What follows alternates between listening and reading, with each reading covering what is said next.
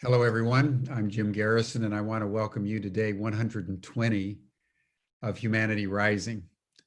Humanity Rising is an initiative of Ubiquity University and over 320 partnering organizations from all over the world who came together this past spring in the middle of the pandemic in order to provide on a daily basis a global commons where people from all over the world could come together and share their experiences of the pandemic, what it's like being in lockdown and engaging in social distancing, to share their solutions, their new worldviews, and mostly to confer on how we can increase our strategic effectiveness so that we can actually make a difference in the post-pandemic world.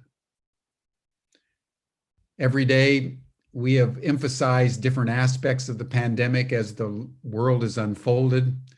Yesterday, I commented on the fact that the pandemic is not only not going away, but is really taking root in areas all over the world. And at the same time, people are beginning to experience what is being called pandemic fatigue. So right at the moment when we really need higher diligence and scrutiny of how we interact with one another and what we do as a matter of public policy, people are getting exhausted. And that's beginning to play out in country after country. It was reported this morning that in Sweden, which had taken the position of not doing anything, they were so far north and such a small population that they thought they could just weather it out. But now the COVID cases are sufficiently severe that even Sweden is beginning to declare certain restrictions. United States, of course, now 35 states are setting records on a virtually daily basis as the Trump administration, which has failed to deal with the crisis in any meaningful way, is now being victimized by its own incompetence. That's an ongoing situation, but I want to draw your attention to two aspects that probably got lost in the news to many of you, and that is, do you remember Fukushima? Remember several years ago, a nuclear reactor in Japan had a meltdown because of negligence and managerial incompetence on the part of the Japanese company involved. When it was all over, they had 3 million tons of radioactive water, and they didn't know what to do with it. There are many possible solutions, from treating it in particular ways to putting it in containers until the radiation wears off. But day before yesterday, the Japanese government leaked initially and then confirmed officially yesterday that they intend to dump all 3 million tons of radioactive water into the ocean. Just take that in. The same incompetence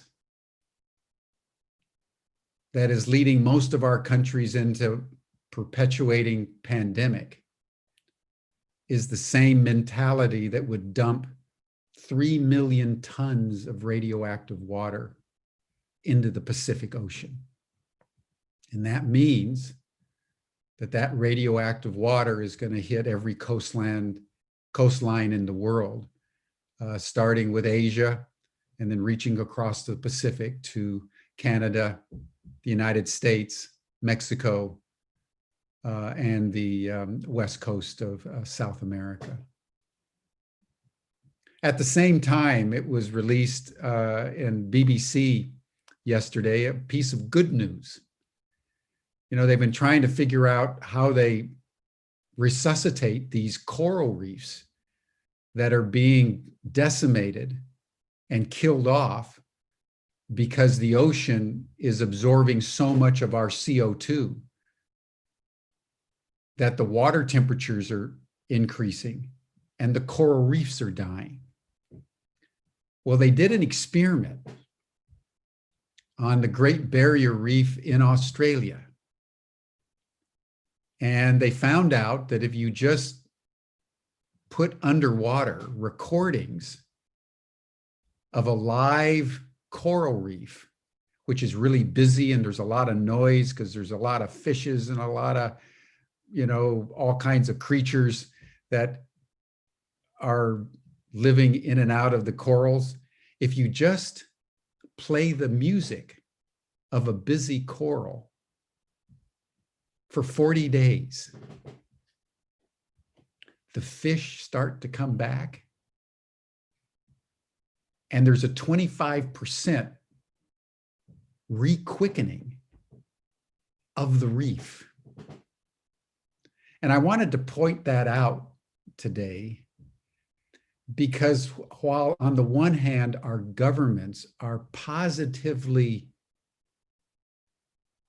Neanderthal in their consciousness and can't seem to get a grip on how serious the world crisis is, particularly in terms of climate change, which is the reason why we have COVID-19. That's predicted. Extreme weather events and an increasing ferocity of epidemics of infectious diseases.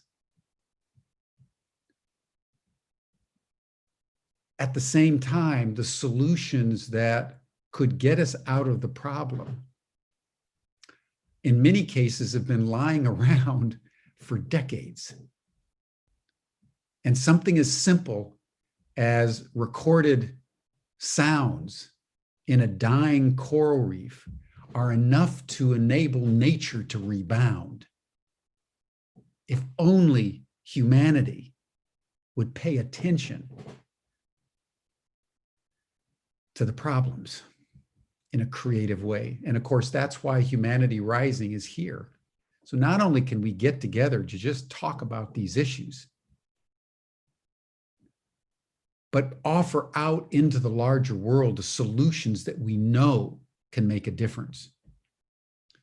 One other thing quickly before we commence our program. Today in the news, it was revealed by the Justice Department of the United States, which is charging Russian intelligence officers with election disruption and espionage outside the United States. It's very curious. The Russians, as we all know, were very active with the Trump campaign in 2016 and managed to subvert the election so that even though Hillary Clinton got 3 million more votes, those swing states, there was enough hacking to tip it to Trump. Everybody knew that. The intelligence communities, the press. He was impeached in part for that, but nothing happened. It was revealed today that in 2017, the very next year, the Russians did the same thing to try to swing the French election. But instead of it being Trump, it was Le Pen, Madame Le Pen, the daughter of Le Pen, the senior, a proto-fascist party in France that came out of World War II, who had sided with the Nazis in the Vichy government in France, and then came out into the post-war era as very militant, right-wing. And now the daughter had inherited that. And what the same Russian intelligence personnel that worked with the Trump administration to try to defeat Hillary Clinton were actively working with Marie Le Pen to take out Macron. And they did it in the same way. They hacked the Macron campaign, and over 24 hours before the actual election, they dumped 80,000 documents onto the internet, just like WikiLeaks did with the Clinton campaign material. But what the Russians didn't count on is that there was a law in France that says there's no news that can be released within 24 hours of an election. So those 80,000 hacked documents were never released to the public because the media held firm. And of course, Macron won the election. And that's important because as we look at the US election coming up in 2 weeks, we're looking at active Russian intelligence disinformation, which has just been released, which was only carried by one newspaper in the entire United States, the New York Post, which is a right-wing newspaper around so-called corruption of Hunter Biden, the son of Joe Biden. But it was so clearly a Russian intelligence operation without any basis in fact that it was essentially not covered by the mainstream press except as a report of Russian interference. So as we're holding the pandemic, let us hold the environment and let us hold the political context within which we all find ourselves, because that's our world. It's a world of infinite hyper complexity, where small events anywhere can ricochet through the global system and have major effects everywhere. That's our world. And that's why every day, Humanity Rising comes to you with intelligent, informative information. And we do so to empower all of us to know what is actually going on, and then to honor the people like you're going to see today, the young people you're going to hear from today, are people who are wrestling with these major issues as they're coming into their adulthood as millennials. And we are very pleased that we have such a panel, and I want to thank Matt Robertson and Raji Jayasinghe, who've been curating this NextGen participation in Humanity Rising. So all the panels that we've had all along the way have been convened by Raji and Matt and Nora Cellini. So we're very, very pleased now that we can honor our youth, but be aware of the extraordinary complexities within which they're trying to live their lives. So thank you everyone for joining us. And I now turn it over to you, Matt, to commence our program. Thanks so much, Jim. It's an honor to be here. My name is Matt Robertson. Great to be back with you all today. Yeah, Jim, I am also experiencing pandemic fatigue. I'm tuning in today from San Miguel de Allende. And like a lot of places out in the world, it's also picking back up here during this time of intensity. Not only do we have elections coming up in the United States, but there was also one recently in Bolivia. And so it's actually been quite inspiring, the flip side of the coin, to see so many young people collaborating, not only young people, but all of the groups and organizations who we've brought to speak here at Humanity Rising. It's been really an immense pleasure for me to be working on this project. This is the 120th day of Humanity Rising. And I've never seen such a level of radical collaboration where people are getting together to support each other's projects. What are you doing? What can I do? And today we're really excited to hear from 4 of our NextGen leaders who are out there making their passions heard, working in deep commitment to make the world a better place. We'll have today's session and one session next week as well that will each highlight 4 young changemakers from around the world. Today, we'll hear about topics related to legal justice, social media regulation, social entrepreneurship, and circular consumption taking place in Sri Lanka, the United States, and beyond. So I think we'll jump right in to hearing from our panelists. They'll each give about a 10-minute presentation followed by a question by one of our facilitators. And then we'll open it up at the end like we usually do for question and answer. So if at any point throughout this presentation you have a question from one of our panelists or in general, please do submit that to the chat. And as you know, we are supporting this summit as well as our NextGen leaders and all of our Humanity Rising members through the Ubiverse. And we do have a NextGen Leadership Forum, which you are warmly invited to join. The NextGen team works mostly on collaborative projects, hosting meetups and networking, as well as generating content, not only course content through Ubiquity University, but all kinds of content that's meant to help empower ourselves in today's day and age. So I'll put the link for that in the chat. And without further ado, let's hear from some of our panelists today. So it's great for me to be here with my colleague, Raji. Raji, thanks so much for helping to curate these sessions today and throughout the Humanity Rising Summit. And over to you to introduce our first panelist. Thanks, everyone. Thanks so much, Matt. Hi, everyone. It's absolutely a pleasure to be here today. And I'm particularly excited because I have 3 friends from Sri Lanka, actually, on the panel today, and an old friend from the US in Jack. So I'm very excited for today's panel.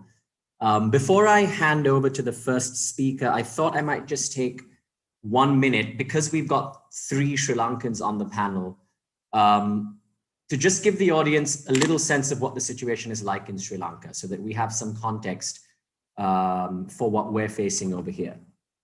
So long story short, we, like many countries, went into lockdown, around March.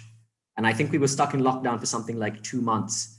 But overall, between then and about 3 weeks ago, Sri Lanka was actually a global success story. We had something like 11 or 12 deaths in total. I believe that number still stands. And we had a low number of infections and community spread. So in the last 2 months, actually, life had kind of rolled back into some semblance of normalcy. However, as appears to be the case with many places around the world, Sri Lanka has also suffered a sudden spike in the last 3 weeks. And so we do have clusters of lockdowns taking place, and we are witnessing and experiencing a return of the anxiety and the fear and the uncertainty that has made this pandemic, affect so many people in so many ways. So that's the basic context. Enough from me. I would first like to hand over then to Senno Wanyarachi, who's our first speaker. He is the CEO and founder of #Generation. Just reading from their website, they are a movement led and run by a group of young, tech-savvy, socially conscious Sri Lankans, advocating for the meaningful civic and political participation of youth, especially young women and young people from minority groups. So Senno, with that intro, I hand over to you. Thanks. Thank you, Raji, for that introduction. And thank you also for this opportunity to speak to all of you. So as Raji said, my name is Senno, and I am in Sri Lanka. I work with an organization called #Generation. I will speak to you a little bit about our work, but also about the broader context in which we operate as well. So in the early 2010s, I remember reading about the Arab Spring. I was an undergraduate, and I remember reading about the Arab Spring in lots of opinion pieces. And I remember about how people used social media um, to talk to each other, to exchange messages about where they're meeting, where they're protesting, and so on. And there was so much optimism around social media. People were using Facebook groups to talk to each other, Twitter to discuss where they were meeting, and so on. And I remember reading opinion pieces, a particular one in the Time magazine as well, about how social media is creating this new revolution, democratizing public life. And I remember being so inspired reading that as well. And I went back and did my undergraduate dissertation about social media and how it's kind of democratizing public life. Now, today, some of these same platforms that we thought were only going to be a force for good and for greater democracy and so on, are also being used for sharing content like hate speech and disinformation. We thought we were going to be a connected global village, but now it's also creating fights between neighbors and making people vote based on lies as well. There's also so much anxiety that all of this is creating, and so much polarization that the internet is also creating, particularly in Sri Lanka as well. One example is in 2018 in Ampara, in the eastern province of Sri Lanka. A group of people went into a restaurant and then they ate something, and then they thought they saw some pills in the food. And the next thing they know, they thought what the pills were sterilization pills. There is a big conspiracy theory in the country about how the Muslim minority is kind of circulating sterilization pills to overtake the singular Buddhist majority. And there's so much paranoia around this conspiracy. And based on this, someone went on Facebook Live, said that this is happening. That night, the restaurant was burnt.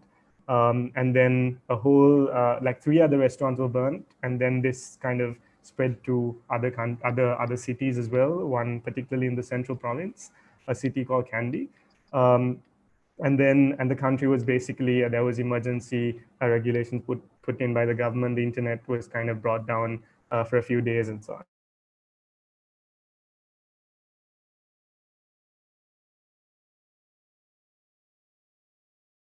Very heavy prices as well.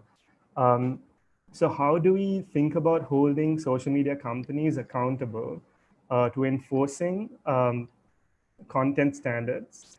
Basically, one of the biggest problems is that a lot of the content standards that are available in the West, particularly in English language, are not available for local languages in markets. And I say market because that's what kind of countries are for companies like Facebook, like Sri Lanka, where they speak Sinhala and Tamil and languages like that.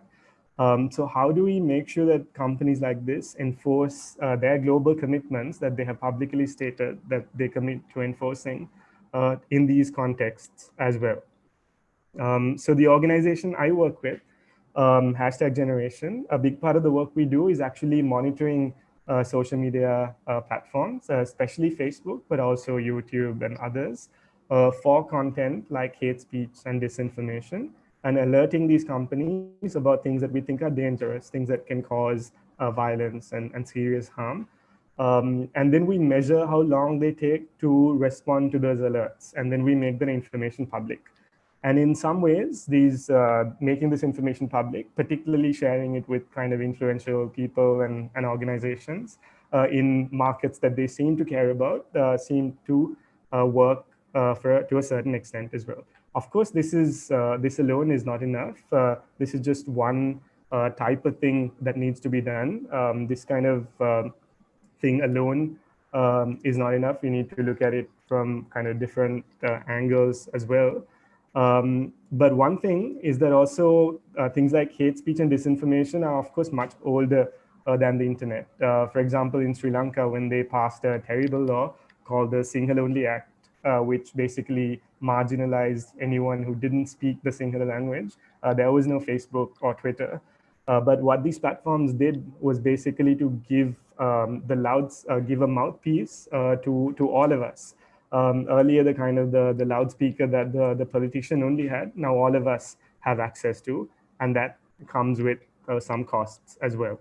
Now, one proposal that's often proposed by people, and sometimes very well-intentioned as well, is proposing new laws, especially around hate speech and disinformation. Now, in Sri Lanka, there is already existing laws on hate speech. And the history of how these laws have been used, especially in the recent past, is actually laws that are meant to protect people from the impact of hate speech, have actually used to defend people who engage in hate speech and target people who engage in dissent and criticism of the state and so on. One example that's quite famous is someone who was a novelist who wrote a work of fiction which involved a character which used to be a Buddhist monk, and there was a case of kind of sexual violence within a Buddhist temple. And this person, the author Shastika, was arrested based on hate speech laws for writing this work of fiction. This is why proposing new laws, particularly around disinformation and hate speech in contexts like in Sri Lanka, is also extremely dangerous as well. Another thing is also to think about access as well. Of course, we think of social media platforms and how popular they are, but also in contexts like Sri Lanka, they're also not as popular as one would think as well. We also do training as part of our work. And a few years ago, we did a training in Batikalo, again in the Eastern Province, and we went into a room full of girls and asked them how many of them knew what the internet was. Now, in a room full of about 50, 60 girls, only about 5 girls knew what the internet was. But our follow-up question was, how many of you guys know what Facebook was? And then about 10 more hands went up. So this shows two things. One, for a lot of people, Facebook has now become the internet. Two, but for some other people, they don't really know about the internet and use the internet and access the internet at all. Now, both of these things, I think, are extremely problematic, and we need to find ways around these things as well. One final point I wanted to make is that we need to talk to each other more often, which is why kind of initiatives like this are super important, because people who create hate speech and disinformation and so on are talking to each other. It's clear they're doing it behind the scenes. Facebook now calls it inauthentic coordinated behavior. So they're coordinating with each other, and it's and kind of spreading inauthentic content. But they're also doing it in front of all of us. For example, hate speech creators in Sri Lanka and Myanmar are talking to each other. Kind of the leader of the 969 movement in Myanmar was officially invited by the BBS, which is the kind of one of the major racist groups in Sri Lanka, invited the head of the group in Myanmar to the country as well. So they're talking to each other openly, but they're also talking to each other behind the scenes, which is why it's also very important that we talk to each other and share our own resources, our own strategies, tell each other what is working, what's not working, what we've tried and tested and we know isn't working, which is why initiatives like Humanity Rising are super important as well, because we get to talk to each other, listen to each other, and learn from each other. So on that note, thank you again for this opportunity. And I'm really looking forward to listening to the other speakers as well. Thank you. Amazing. Thanks so much, Senno. And before we let you go, I did want to ask you just one follow-up question before we move on to our next panelists.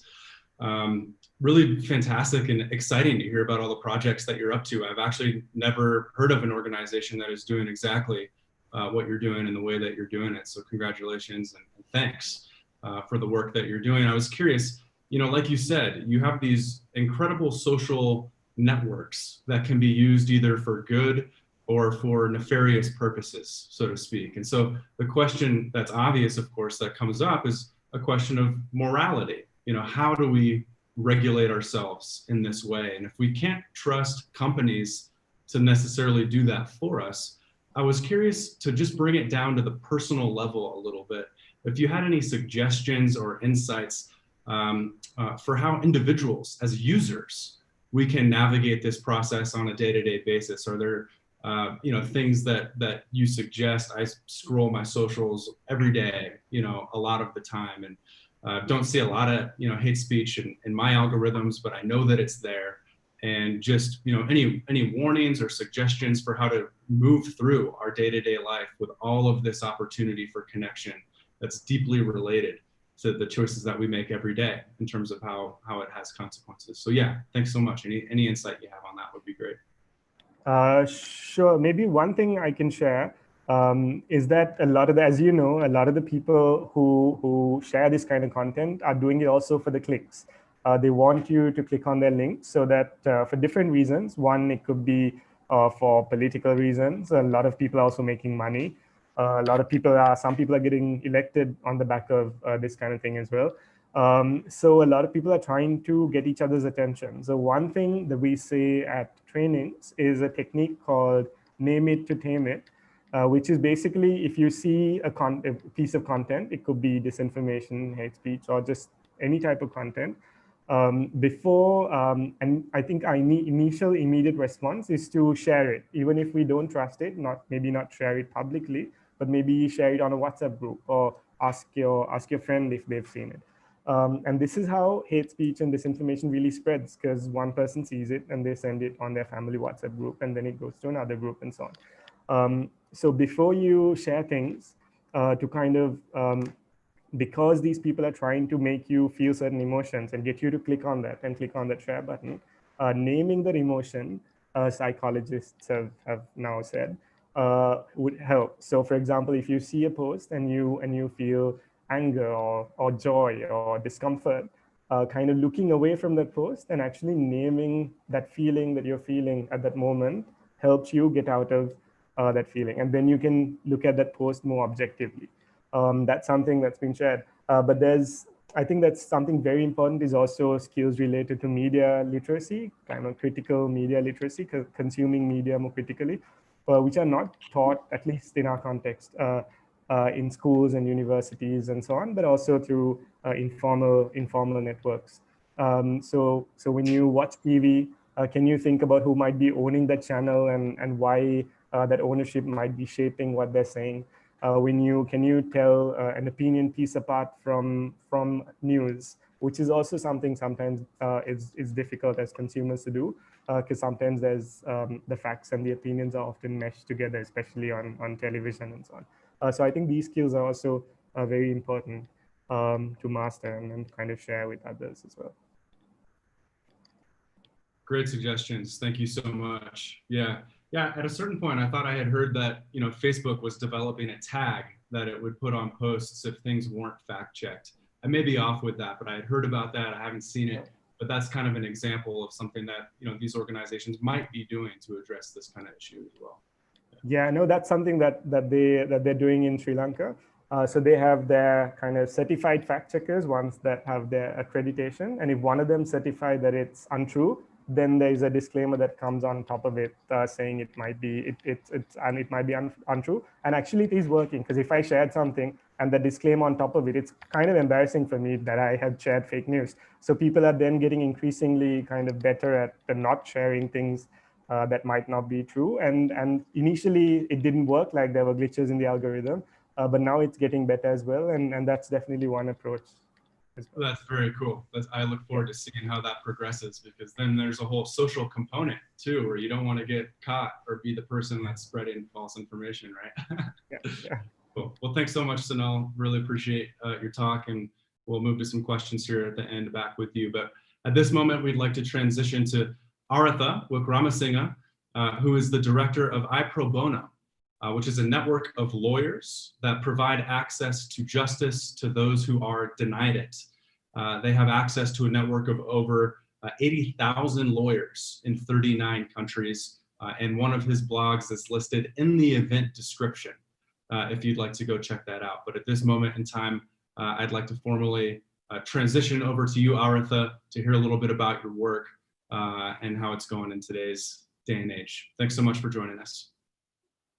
Hi, Matt, and thank you very much for having me and iProbono as part of this really important conversation that Humanity Rising is having, especially during this time of pandemic. I'll just give a brief overview of why we started iProbono and how we've progressed over the years. Just like the current crisis that we are in, iProbono was started in 2009 out of the ashes of a similar but very different crisis, and that was the financial crisis of 2007 and 8. During that time, when we were in the United Kingdom, and I was a lawyer there, and so was our founder, Shireen Irani, there were lots of cuts to legal aid at that time. And that meant that a lot of people who could no longer afford a lawyer could also no longer afford justice. And that created this gap that people were denied justice because they did not have the financial means to access it.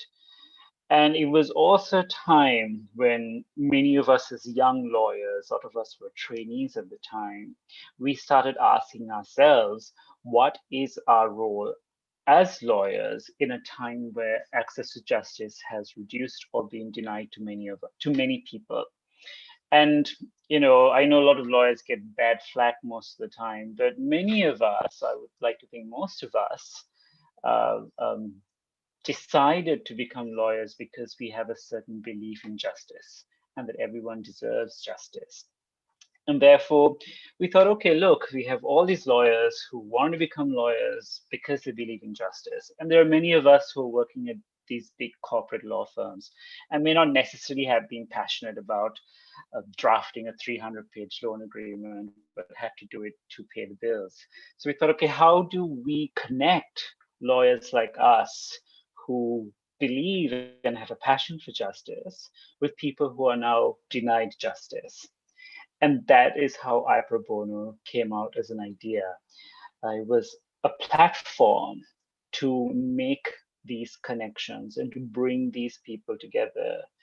And what really started off as a very simple project of connecting people in London who needed justice with lawyers, we've grown exponentially over the last few years to have a network of over 80,000 lawyers on our platform in 39 countries, delivering millions of dollars of free legal assistance to people who need it.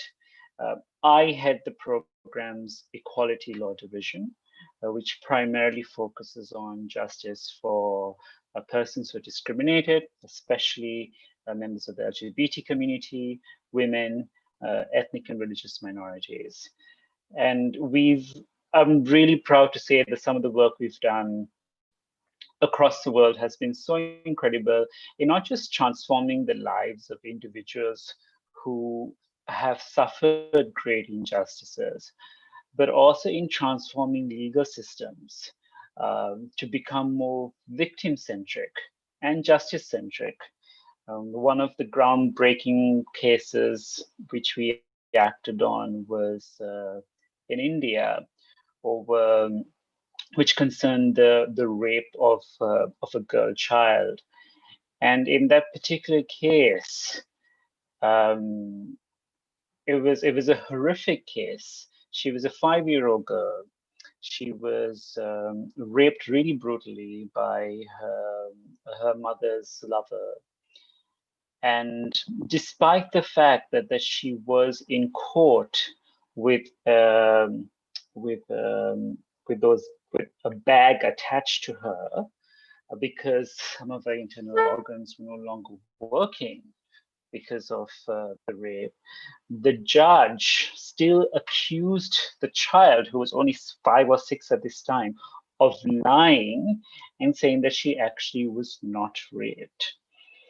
And in that case, the accused was acquitted because the judge did not accept the child's evidence and really ridiculed and mocked the child. And the mother of this child actually came to iProbono. We had a small office in India at the time, and she was literate. She was a day worker. Her job was making bricks actually, but she was so passionate to seek justice for her child, but she could not afford lawyers. So our team of lawyers provided their pro bono assistance, and we challenged the decision of the High Court. We challenged the decision of the lower court in this case, and we appealed to the High Court in Delhi.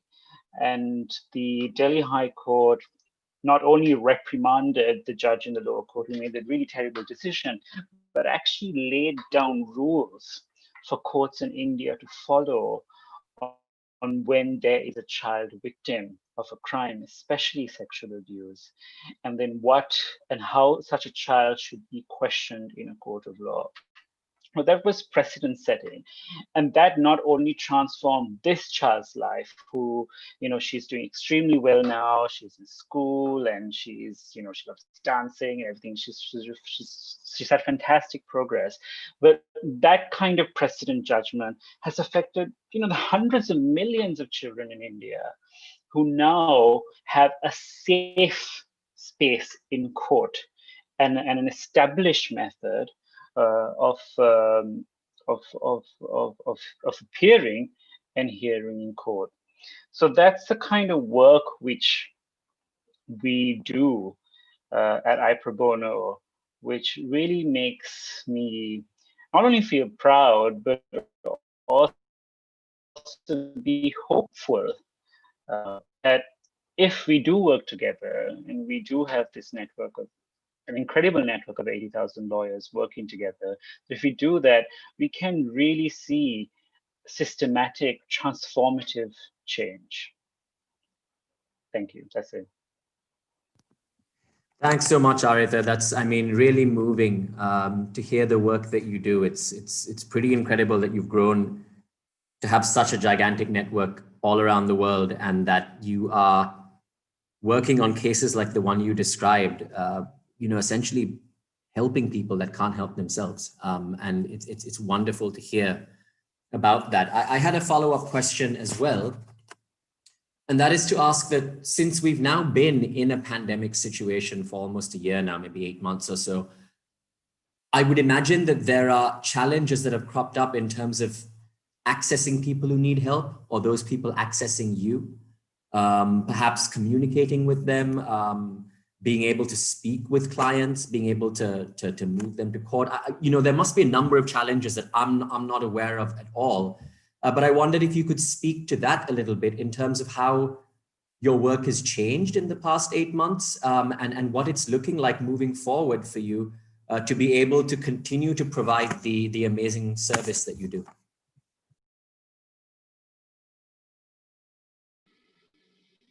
Thanks, Raji. Yes, for lawyers, especially in our parts of the world, we're very much still a paper-based society.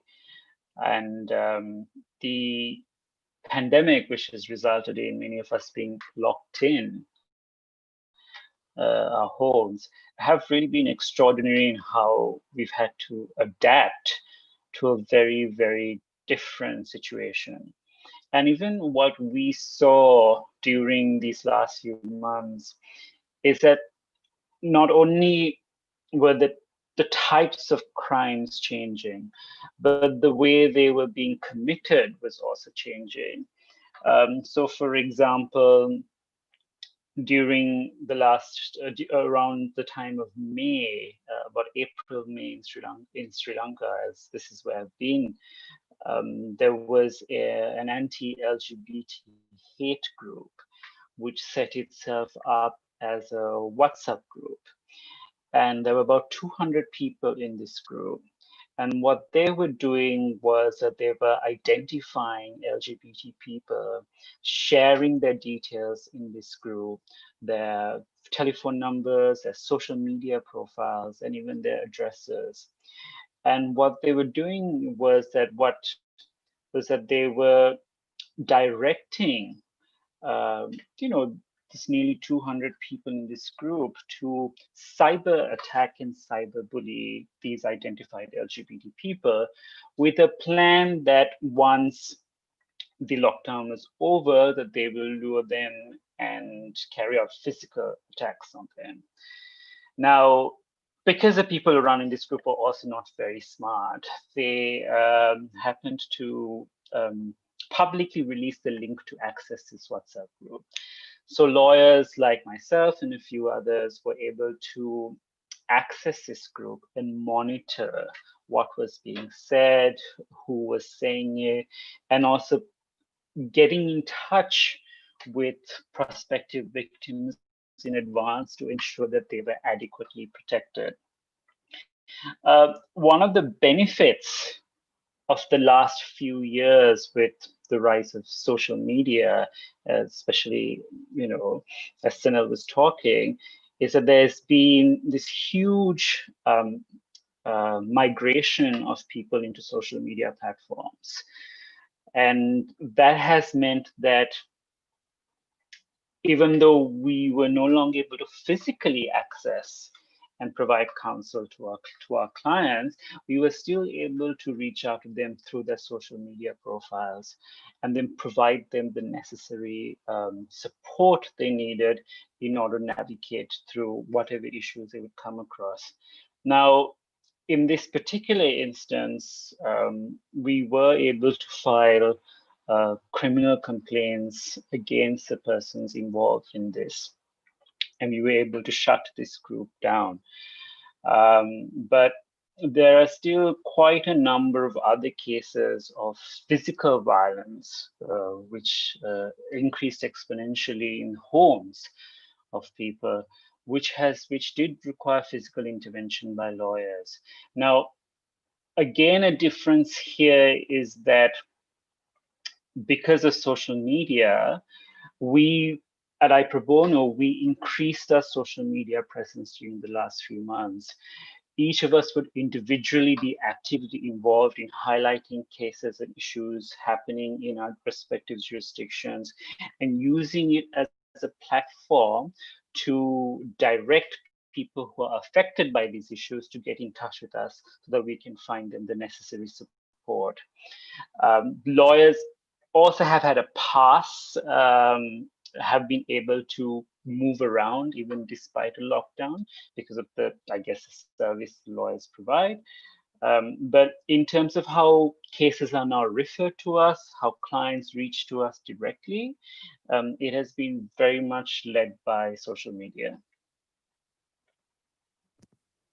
Thanks a lot, Aritha. That's very interesting to hear that you are adapting to remain proactive and human even during a time when it's harder to do that. So I appreciate your comments, and perhaps for later on in the discussion, there's a lot of overlap from what I can tell between some of the challenges you face with social media and the work that Senno has talked about. And so perhaps we can talk about that at the end, but thank you for your comments for the time being. And I think it's time for us to now move on to our next speaker, my friend Jack. Jack, everyone is calling in, speaking to us from Denver. He is an entrepreneur of the highest quality. He's always up to something interesting, always involved with something fun, and he is as joyful to listen to as his wonderful head of hair. Jack, over to you, my friend. Thank you, Raji. That was a great introduction. Hey, everybody. Like Raji said, my name is Jack Polikar. I've known the Ubiquity University crew for a long time now, actually. And first off, I'm very honored to be on Humanity Rising and be a part of this panel. And I want to thank the other panelists so far. Those were really amazing stories. And I feel sort of bad, like I'm, yeah, I don't feel like I'm making that sort of direct impact right now. And it was really inspiring to hear that. But I think my story sort of feeds into my passion around wanting to make as much impact as possible. So really what I want to tell you about is sort of what I'm doing right now, but more so how I got to where I am right now, and sort of my untraditional path into being able to follow my passion. So currently I'm the COO of a startup in Boulder, Colorado, which is 30 minutes north of Denver, called Phood. And Phood is an API technology company that allows college students to use their dining dollars to pay for delivery food from DoorDash. And while that may sound silly, right now during the pandemic, it's really important because dining halls are an area where students are getting sick. They're waiting in line for pickup food. They're actually going into the dining halls. And without contactless delivery options, these universities are really looking for options of how to safely provide food to their students. So that's where Phood comes in. With our option, they're able to use those dining dollars that are already in their account to order food from DoorDash. DoorDash delivers it either to their dorm or where they're living off campus. And really, where we look at this outside of just a tech product is it's really how do we bring more equality into the US college system.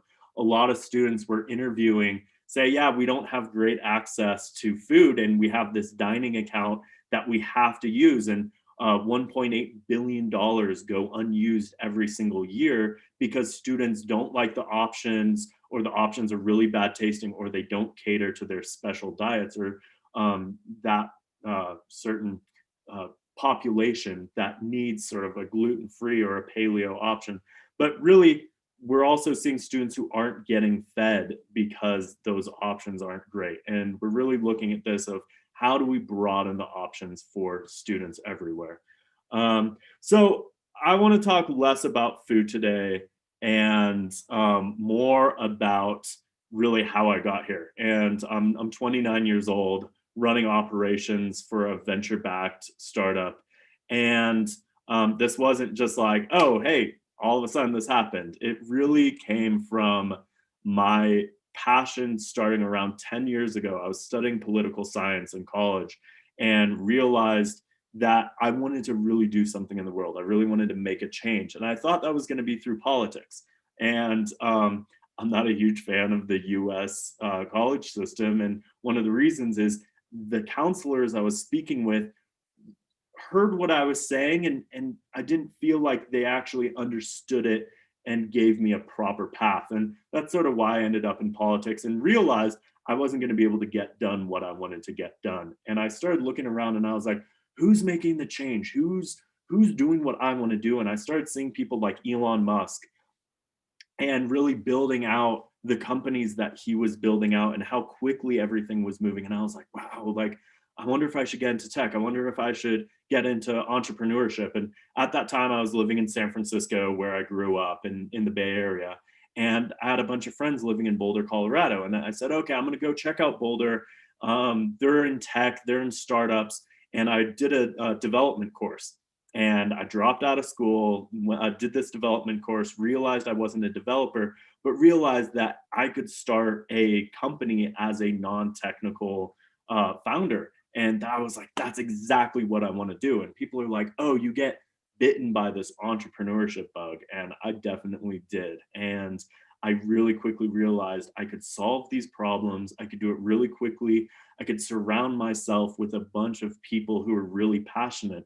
And that's the piece that I think is the most important, is a lot of people want to solve problems, but they're like, how do I do it? I need to make money. I need to follow this safe career path. I need to maybe appease my parents or appease society and follow this straight and narrow path. And I hope I can sort of be a success story of I am now able to help run a small startup without having gone to college. And I think college is important for some people, but it's not absolutely necessary for everybody. And what I mean in that is, if you have a goal, if you have a vision of my goal and my vision and my passion was I want to help people.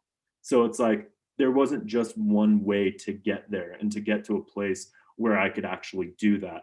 And one of the really big pieces was I'm a big people person. I'm very extroverted. I love connecting with people. I love learning about people. I just love meeting people.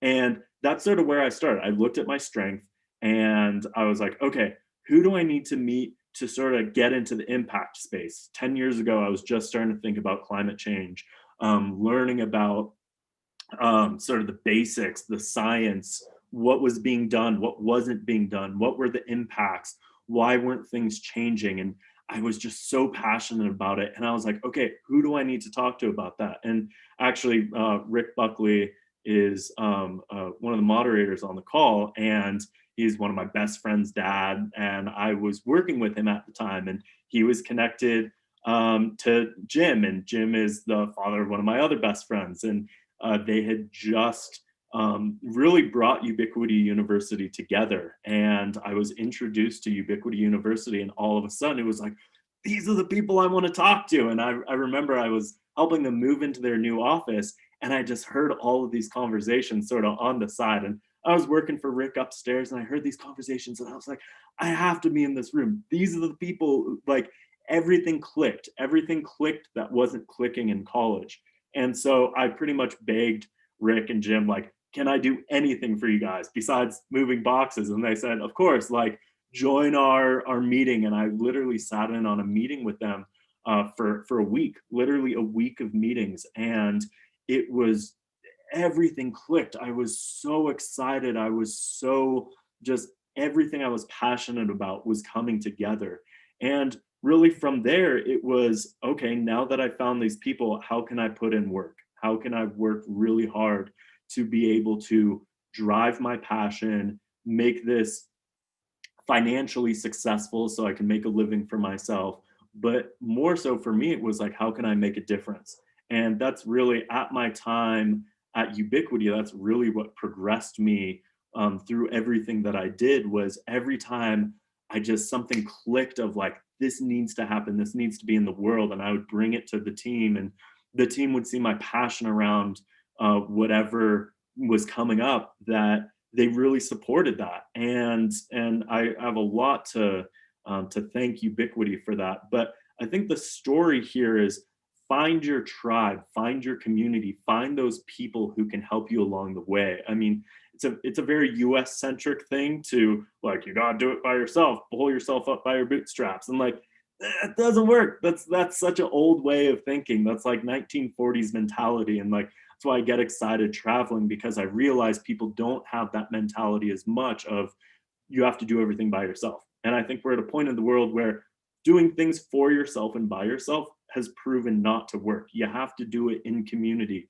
You have to do it with other people. So I would say, if anybody could take anything from my story, it's like, find your community, find your tribe, find your people, even if that's a tiny circle of friends or like-minded people that you meet with once a week or once a month to discuss the things that you're passionate about. That's how you build. That's how you can then grow your network. They know people. You guys get in contact with another organization. You start working with another group of people who are doing the same thing as you, and it just builds and builds and builds. And that's what I love about Humanity Rising. And like, it's bringing all of these people together to build on something that's really positive and that can really change the world. And I think more people need to be having these conversations. So, and I could say, like, I was very lucky and blessed. Everybody talks about like your story and like how much luck is involved. And like, I was lucky to have met Rick's and Jim's son in kindergarten and gotten to that point. But I think it was also my drive to meet those people and connecting my passion to, I want to make this a reality rather than just working in a corporate 9-to-5 job and make money, have a kid, buy a house, and then die. I know that's really truncated, but it was trusting myself to trust my passion and trust that drive. And I think anybody can do that. I think if you even feel like you're isolated and no one's thinking about that, and everybody around you is on the 9-to-5 grind or that certain straight and narrow track, we have technology. We have situations like Humanity Rising. We have Slack channels. There's Reddit. There's the crazy internet, and I know there's so much bad stuff on the internet, but there's also amazing things on the internet. There are these communities all over the world that if you want to talk about circular economy, you can find a circular economy group that you could meet with online once a week. And like, if you have trouble with that, feel free to call me. Like, I will help anybody try to figure out how to find that tribe, because to me, I think that's really where my success came from. So yeah, that's sort of the main gist of everything. I think the other things that I'm doing now to really drive this is I'm also consulting in the impact space. I'm consulting for a circular economy startup in San Francisco. I'm talking on panels like this. I'm trying to connect with everybody that I can. So once I'm done with food and ideally exited that company, I can take the money from that and invest in my own ideas in the impact space and in the climate space. So that's about it. I know I'm a little bit over, but again, I'm gonna drop my email in this, and it's literally an open invitation for anybody if they ever feel like they're stuck or need to connect with someone. I love overcoming those hurdles and trying to figure out how to connect people's passions. So that's it for me. Awesome. Thanks so much, Jack. It's always inspiring to hear you speak. You have quite an ability to speak from the heart and transmit all of the wisdom that you've learned as you've gone through this process. So thanks again. I do have a follow-up question for you. Of course. It was amazing to hear you tell your story in this way. Of course, we go back for a number of years, and it's been fun to be part of each other's journey. And to hear you speak about kind of that process of transformation from beginning to identify who you are as a person, what your interests are, and then moving in to that world and building a life around yourself that relates to that and has relationships with other people who are like-minded, I think is one that has been reflected in my own journey, but one that has potentially a lot of challenges, right? There can be lots of boundaries and restrictions in terms of being able to really follow your passion. And I think you offered two really great solutions in trusting yourself and finding your tribe. But I heard you refer to a certain moment in your life, taking this developer's course. That was kind of a moment of change. It was kind of that wake-up call that really pushed you in this direction. And I was hoping that you could speak just a little bit more about your experience in that developer's course. What was it that activated you, that inspired you to really move deeply towards this as a life path? What were some of the challenges that you were facing, and how did you overcome them to take that leap in your own life? Yeah, so I could describe that experience as the same way, and I hope everybody has had some sort of experience like this where they enter a new place, experience, time in their life, something, and it's like everything in their life was this much and it opened up. Like, it opened a whole new world. Maybe that's visiting a new city, going to a new community, being introduced to something. And that's sort of what happened in this class, is I felt like my worldview was so narrow. It was like, okay, like I've lived in the Bay Area, I've experienced a lot of things, but like I'm now developing myself, and what do I want to do in the world? And where do I see myself going? Where do I see my path going? And it had been so narrow up until that point. People had been like, well, you want to help people, like maybe go into politics or become a doctor. I was like, no, I want to become a doctor. Like, okay, maybe I'll try politics. And then that had still had such a narrow view for me. And then when I got into technology, like that class, the things people were talking about, it opened everything up. But the challenges there, it was scary. It was scary. They were like 92% of startups fail. Like, entrepreneurs don't make a lot of money. Like, this is a very, very tough industry to be in. But I think I looked at that, and I'm a little wild and I'm a little crazy and I'm definitely adventurous and I'm a risk taker, but there was still that moment, that inflection moment of, I have to make the leap. I have to take that leap and say, I'm going to try this out, but more than try this out, I'm going to commit to this. I'm going to commit to really taking this on and learning everything I can learn about it. And like, I've never looked back at that. I've never looked back and said, okay, that was a bad decision, because I think for me, like, again, it was trusting myself.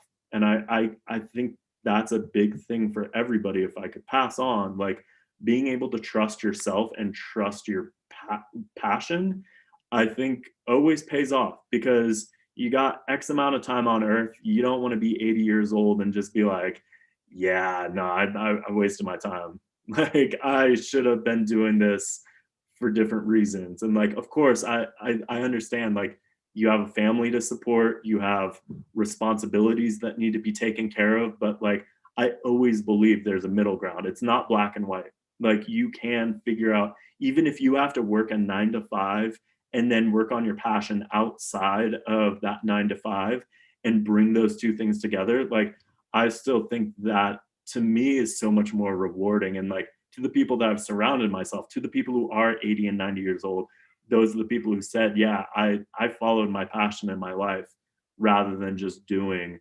what the status quo was. So Matt, does that answer that question for you? Absolutely. Thanks so much. Yeah, cool. I think it's a question we all ask ourselves in some way. I remember leaving my first college without really knowing what I would do next, even if I would go back to school. And it was the hardest decision, because it's like stepping off a cliff and you begin falling. There's no sense of security or ground. But as you become comfortable in that sense of uncertainty, you begin to notice the signs that lead you forward. And I found my next school, and I met a beautiful community of lifelong friends and family, and it's led to my life now. So it's constantly pushing the boundaries, and blessings on the journey, brother. Thanks so much for sharing that. Yeah, of course. And thank you. Thanks for having me on this. It's been great. Absolutely. Everybody saw Jack's email in the chat as well, if you want to reach out to him later. So now we'll move to our final panelist. I'm excited to introduce Himali De Silva, founder of APE. Himali, I hope I'm saying that right. Please correct me. You are. Okay, fantastic. APE is an initiative to raise awareness and enable sustainable and circular consumption, something I'm really passionate about. And Himali, I can't wait to hear all the great work that you're up to at APE. So thanks so much for joining us, and over to you. Thank you for having me. So my story is actually the complete opposite of Jack. I did my undergrad in Australia, my master's in London, and then a typical corporate career path. I worked for Deloitte Consulting in London, Deloitte Consulting US, KPMG Singapore, worked for 2 large brand names in Sri Lanka. But my exposure to having lived abroad gave me a bit of a wider world view. And abroad, you know, thrift shopping or vintage shopping is quite the range. And also, it's kind of different from Sri Lanka in the sense that, I mean, this was before social media, of course. You don't know everyone. Where Colombo is slightly a special creature or a special beast in its own, where there's only 1 degree of separation, not 7 degrees of separation. So everyone kind of knows everyone, and that situation got worse with social media. So if you buy an expensive outfit and you post it on social media, you probably aren't going to wear it again, which arose this fundamental question I had when I moved back 6 years ago, which was, what do you do with that item? And if you really think about it, more and more people, and that's just socioeconomic trends and just culture, I guess, people are getting married much later or choosing not to get married. And then therefore they're living in apartments. So then they upgrade their furniture, upgrade their artwork, and they don't know what to do with it. Now, when you live in the West, you have platforms such as eBay, where you can sell it off and get a return on your investment. Now in Sri Lanka, we don't really have an appropriate platform. We have 1 or 2, but if you're a female and you post on it, you'll have a random 100 men messaging you. So for me, when I was growing up here, I had a sister and my sister's friends and my friends who'd borrow all my items. But then obviously as you get older, my sisters moved to Melbourne. And when I moved back, I had this question of, okay, I have all these expensive items, which I like, you know, you work hard and then you buy certain things. But what do I do with it once I'm done with it? Sri Lanka especially is a very generous culture, and we still have the domestic hierarchy. So we are quite charitable. We give certain items to the people who work for us, and you know, that's wonderful. But there are certain items like your sequin sparkly dress with a low-cut neckline, or a designer or a famous artist piece of art. what do you do with it? You'd be better off selling it and giving them a portion of the money. So therefore, I came up with this term, a platform basically. Two things for me is to raise awareness of sustainable and circular consumption. Because Sri Lankans have already started recycling. Now that's a rage here. But there is a step before recycling, because if you really look into the science of recycling, it's actually breaking down two of the sciences, and actually you can't recycle too many times, where a step before that is the circular economy. So I wanted to really raise awareness of extending the life cycle of any item, whatever it may be, just to reduce wastage here. And also, the problem here in Sri Lanka or any third world country, I think, is the social stigma.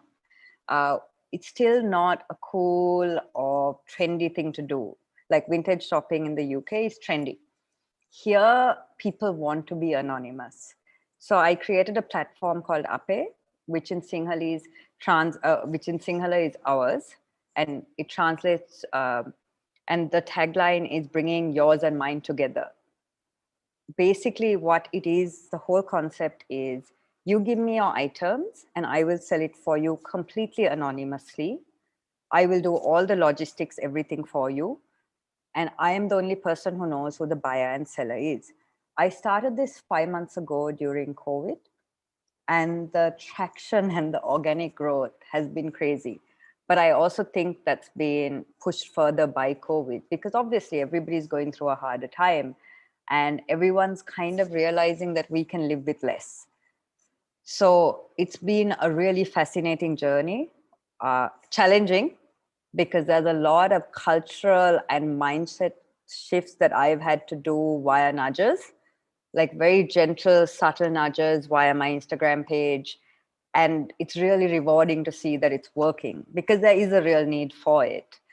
I mean, it's like what Jack said. He called it a tribe, but I call it a community, because Ape means ours in Sinhalese. And for me, it's I'm building a community that we are all kind of, our resource pool is just extending further and further. And we all have now shared resources. And we can all keep, the thing is, in these hard times, especially with COVID and we're in quarantine, the moment you get a chance to go out, you want to dress nicely or you want to enjoy life. And I don't think people should stop that. But I think everybody's also still more conscious of their money and getting a return on items. So for me, Ape provides that platform. But an interesting angle that I brought into it is the whole concept of conscious consumerism. So if you purchase something from Ape, a percentage of it is donated to this children's home called Amitsu, which takes care of 24 abandoned children. So you're shopping and you're rewarding yourself, but a percentage of that sale is going towards helping abandoned kids. And the reason I brought that angle in is the world is in a time that we've never seen before. And it is part of all of our responsibility to help the people who are more needy, especially in times like this. Yeah, that's it for me. I mean, if anyone has questions, I'm happy to answer. Thanks a lot, Himali. Brilliant work. I have a question, actually, a follow-up question. You've touched on it already. But look, I'm very interested in branding and communication, and in a sense, how are you shifting that mindset, right? A lot of these initiatives that all of us try to promote and try to make successful, at the core of them involves exactly what you were talking about, a mindset shift. How do you get people to realize that this is a new world, it's a new normal, and a new way of living is possible? You certainly spoke to that, but I'm interested to know, actually, even in more detail, kind of which segments of Colombo society have been the easiest for you to kind of draw into your program? Where have you seen the most pushback? And maybe speak a little bit more about how you've navigated or leveraged those different demographics.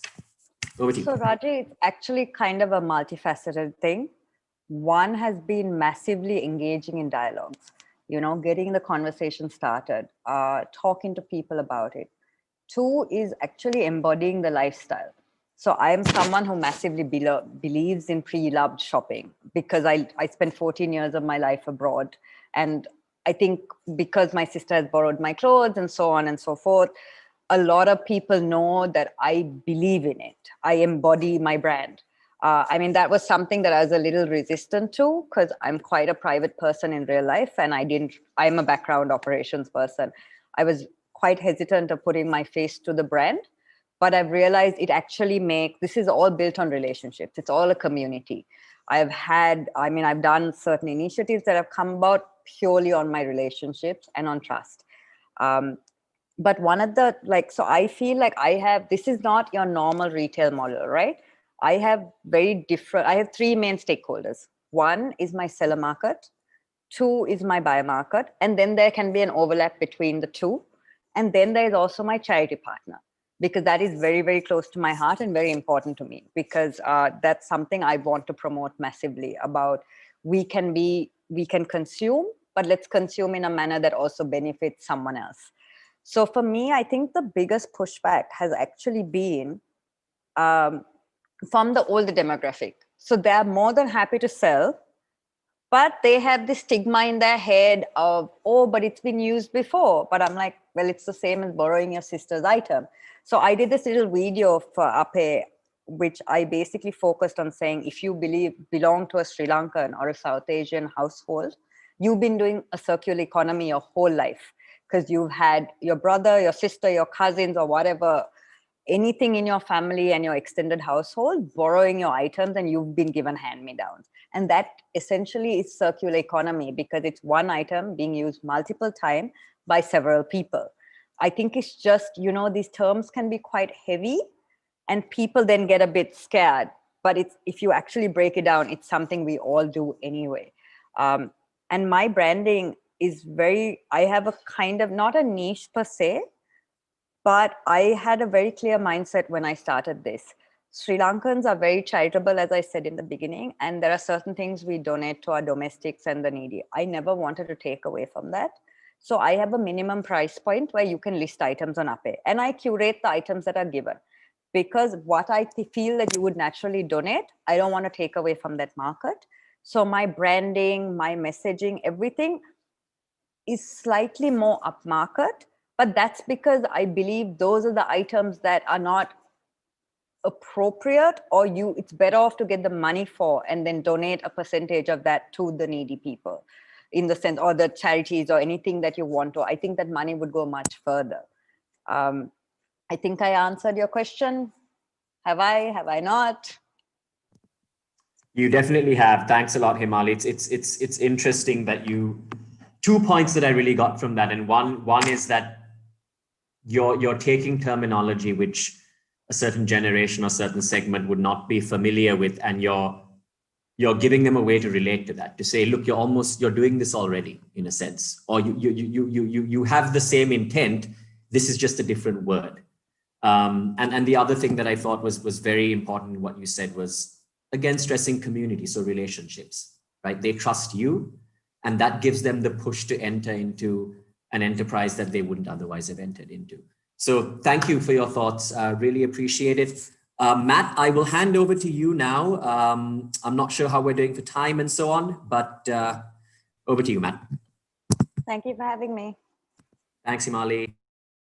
Thanks so much, Himali, Raji, Sunil, Aritha, Jack. What a fantastic panel. We will move to close. I think, a lot of what came up for me was just realizing the power of conscious consumerism, the empowerment of community, and just the little steps we can take to create systemic change in terms of creating institutions, ways of life for all of us that are in alignment with our deepest well-being and thriving as human beings. So thank you all so much for your respective work in the world. Obviously, we saw some themes come out where there's interrelationships between our work of justice advocacy and social media and conscious consumerism. And it's really beautiful to see how each of these individual projects can weave together and begin to paint a larger picture of the world that we know is possible and that we're all working to move into. So again, what an inspiring conversation. Thank you all so much for being here. And stay tuned for another spotlight next week at this time on Tuesday for 4 more NextGen leaders that will talk on virtual reality, rural engineering, construction and engineering in rural Africa, and a variety of other topics from around the world. So thanks so much, everyone, for joining us here today. And back over to you, Jim, for some closing comments. Thanks, everybody. Thank you, Matt. Thank you, Raji and Himalaya and Jack. Wonderful to hear you, and Senno and Aritha. It's always inspiring to hear people like you that are so dynamically active in the world. And I just want to salute each and every one of you. You know, revolution is the purview of the young. And do we ever need revolutionary fervor and dynamic activism in the world today? And if it could be galvanized through the millennials and Gen Z, the world would never be the same again. And I think what we've seen today is the quality of intelligence, the quality of heartfulness, and the quality of activism that makes the kind of revolutionary change that we all know we need possible and even probable. Because the closer we come to cataclysm, the closer we come to our own redemption. And it is the choices that we make day by day that make the difference. And I'd like to just end with a tribute to Raji, because if he had told his story, it would have been equal to any of yours. You know, we've been developing at Ubiquity a foundation in soft skills program, because all the studies everywhere in the world by all the major consulting companies, international organizations have concluded universally that the most important skills that anybody can learn are soft skills. They're critical skills. It's no longer what you know, because you can get what you need to know out of your cell phone. It's who you are. How's your emotional intelligence? How's your critical thinking? How well do you play with others in cross-boundary teams? How are you in terms of innovation and entrepreneurship as a mindset? So we've been developing this program, and we pioneered it and prototyped it in Sri Lanka. And Raji was one of our teachers along with Matt. And they did so well that we are now embarking on a major agreement with the Ministry of Education, backed by the Asian Development Bank, to start a 3-year training of 10,000 teachers and 485,000 students across the length and breadth of Sri Lanka because of what Raji and Matt did. It's going to have a huge impact on the future of learning in Sri Lanka. Because if you've got soft skills, your probability of being hired for a job and being promoted and doing well in your job and leading a meaningful life are immeasurably increased. Through a series of connections, we ended up in Vietnam, and I went to Vietnam about 18 months ago, I guess now, 2 years ago, and met with the head of the social sciences department at the Vietnam National University in Ho Chi Minh City, the largest university in Vietnam, with I think is upwards of 80,000 students. And they were intrigued at this notion of teaching soft skills, because like most universities everywhere in the world, it's all about hard skills, it's all about left brain. and no one really pays attention to right brain. Very few people pay attention to the soft skills, and yet it's soft skills that are the critical skills as we move into the future. They're the transferable skills. So we agreed, negotiated a memorandum of agreement. We just finished our pilot this week on Monday, and it was taught virtually by Raji. And I have to tell you, just as an educator and a father,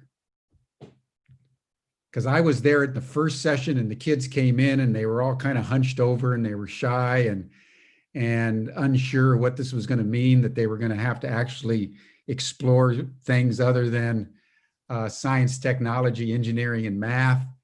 On Monday, 2.5 months later, these students were robust, they were confident, they were articulate, they spoke about mindfulness, they spoke about taking care of themselves, they spoke about emotional intelligence, they spoke about how this course had changed their lives. And now the social science department wants to make this foundation in soft skills and the sustainable development goals course a required course for 4,500 of their students in the social sciences department. This is an example of what one person can do, because Raji was so stellar as a master teacher that he transformed the lives of Vietnamese students, and we're now embarking on a major programmatic expansion with Vietnam National University. So I just wanted to end, not only because I'm proud of all of you, I'm the father of two sons, Matt and Jack, know them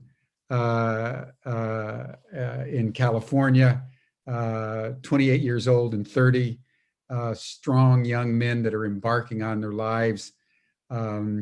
It's a beautiful, beautiful thing to see the vitality of the young.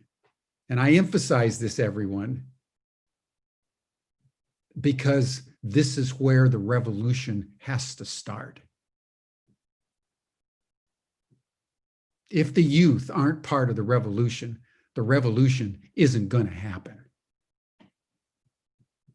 And if the youth are integral, the revolution will not be denied. That is one of the most fundamental lessons of history. So thank you deeply for everything that you're all doing. This brings us to a close. Tomorrow, we're going to dive into the mystery of money. Money rules the world everywhere. We exchange little pieces of paper. It dominates our lives. And the paper itself isn't worth anything. But the meaning we imbue upon the piece of paper means everything. So tomorrow, we're going to dive into the mystery of money, bearing in mind that since the pandemic began, the upper 1%, the wealthiest people in the world, have seen their profitability increase by over 30%. See you all tomorrow, everyone. Great session today. And as usual, 5 o'clock to 6:30 p.m. Central European Time here on Zoom. Thank you, everyone. We'll see you tomorrow.